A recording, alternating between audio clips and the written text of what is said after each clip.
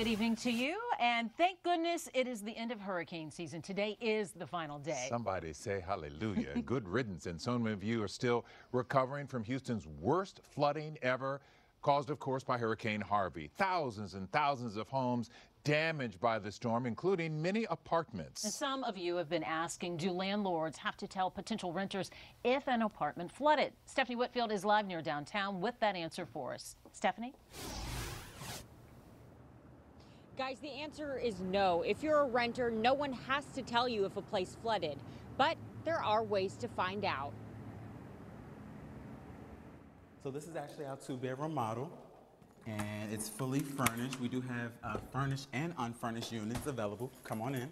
This is a model unit at the Hamilton Apartments in downtown Houston. All of them come with a full-size washer and dryer. Lately, a lot of people have been asking leasing agents the same question.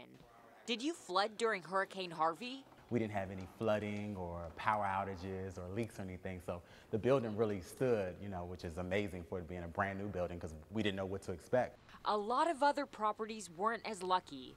Damage wasn't limited to one part of town or a certain price range. So how can you tell if a home was one of Harvey's victims? There's no law that requires an apartment complex to notify you voluntarily whether an apartment flooded, but certainly you can ask questions. Howard Bookstaff, general counsel for the Houston Apartment Association, says ask your landlord, ask other residents. People want to know all the time, what kind of people live here. We can't answer those kind of questions because, we would accept anyone who applied and was approved.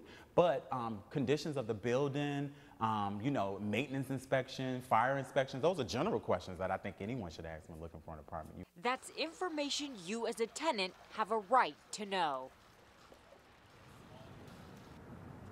So it's important to remember that a lot of places that flooded during Hurricane Harvey had never flooded before and hopefully will never flood again. So experts say you don't necessarily need to rule out every single place that took on water because there's a good chance you're going to be looking for that perfect place for a while. Guys, back to you. Steph, real quick, what should people do if they think there is mold or water damage in their apartment? Well, they should handle it like they would any other issue with their apartment. Go to your landlord and work with them to find a solution and fix the problem. And it's also a good idea to have that complaint in writing. Mia? Yes, always a good idea. Thank you, Stephanie.